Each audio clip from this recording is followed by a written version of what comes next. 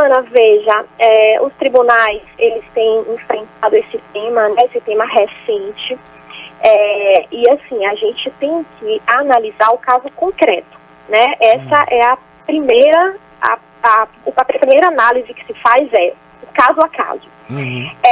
Existem, por exemplo, pais que trabalham em área de saúde, né? O pai, no caso o pai separado, trabalha em área de saúde, ou às vezes não necessariamente em área de saúde, mas em contato direto com o público, atendimento, e isso tudo é levado em consideração, porque esse pai de fato representa um risco iminente ao menor.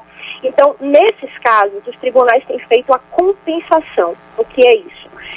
Esse pai, ele visita o filho por meios virtuais, né, através de computador, de celular, chamada de vídeo, e após a pandemia se determina a compensação. Essa compensação pode ser, por exemplo, fazendo com que a criança passe as férias escolares inteiras com esse genitor que ficou afastado, né, durante o período de pandemia. Então seria a compensação.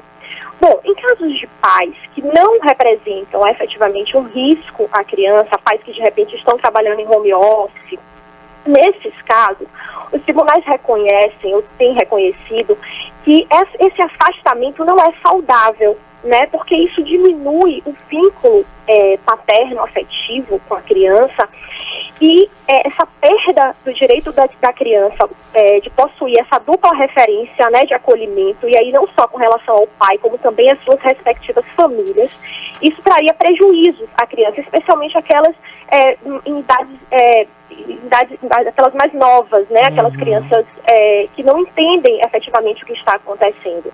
Então, essa angústia experimentada pelas crianças poderiam provocar nela um estado de ansiedade, né, e isso, inclusive, provocaria até uma redução imunológica nelas, o que, em tempos de pandemia, é o pior que pode acontecer.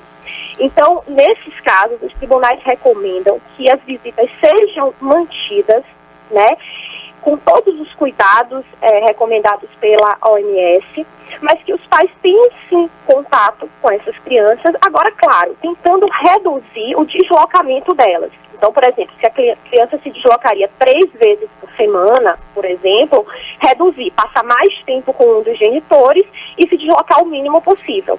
Esse seria a recomendação nesses casos. Agora, a gente tem visto também, né, pais que até evitam esse contato exatamente por estarem na linha de frente, né, da luta contra a Covid, em especial os profissionais de saúde ou aqueles que trabalham em hospitais, né, já que a gente tem também recepcionistas, seguranças que não são profissionais de saúde diretamente, mas que estão ali fazendo motoristas de ambulância, fazendo um trabalho de linha de frente, né, doutora? Exatamente. Aí, às vezes, Silvana, não necessariamente os pais que trabalham na área de saúde. Eu vou te dar um exemplo de um cliente meu, um caso concreto. Esse cliente, ele trabalha com atendimento ao público em bancos. Então, assim, ele tem um contato com o público de forma ostensiva. Então, ele também representa, de certa forma, um risco à criança, né? Nesse caso, o casal entrou em um acordo de forma amigável e ele vai fazer a compensação de visitas. Ele visita a filha através de meios virtuais, né? A mãe possibilita isso. E quando acabar a pandemia, que a gente espera que seja em breve, ele vai fazer a compensação. E aí ele vai ter o maior tempo de convivência com essa criança. Isso.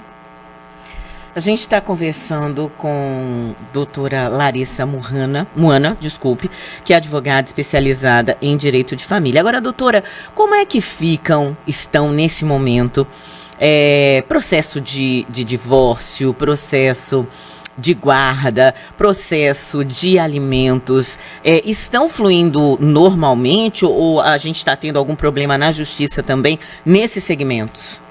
Não, a justiça tem funcionado normalmente, as audiências estão acontecendo de forma virtual, os servidores estão trabalhando no sistema home office, assim como os magistrados, então os processos de guarda, os processos de alimentos, os processos de divórcio, eles estão seguindo normalmente. Nós, advogados, estamos protocolando normalmente os processos. A justiça não parou e nem poderia, né?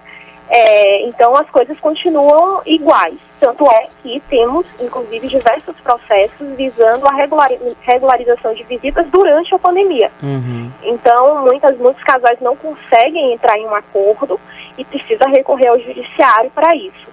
Então, ele tem inclusive, se debruçado sobre esse tema de forma corriqueira. Uhum. Inclusive, se a gente pensar aí nessa parte de alimentos, né, de liminar para pedir a liberação de alimentos antes de uma definição completa, porque tem muitas pessoas que ficam com receio nesse momento, né? Sabem que é necessário, que o ideal é se resguardar mesmo judicialmente, mas aí ficam sem saber se tem essa parte de plantão, de atendimento efetivo, de garantia ou de possibilidade de uma liminar. Não, com certeza. Especialmente as questões de alimentos que tramitam em rito especial, né, um rito de urgência, elas também continuam tendo prioridade no judiciário. É importante que se diga ainda, Silvana, que a Defensoria Pública também, para aqueles que não têm acesso a um advogado particular, continua funcionando. Uhum. Eles estão com núcleos de atendimento ao público. Então, não só o judiciário, como também a Defensoria está aberta ao público para que nesse período de pandemia a justiça continue funcionando normalmente. Uhum. Tá certo, quero agradecer aqui a doutora Larissa Muana, advogada especialista em direito de família, por essa conversa.